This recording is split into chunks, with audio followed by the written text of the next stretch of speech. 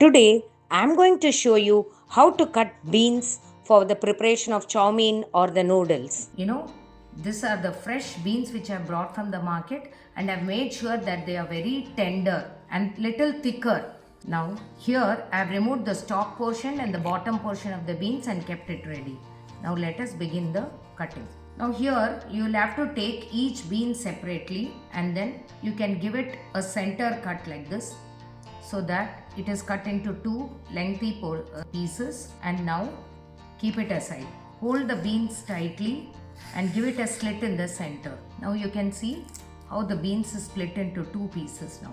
For this you need to take some beans which are thicker, so that you can cut them in the lengthwise fashion.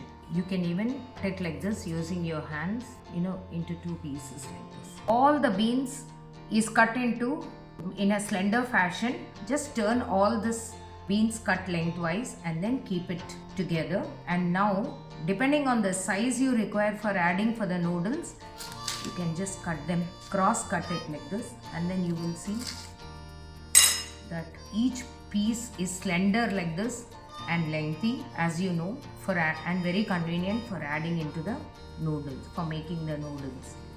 Thank you.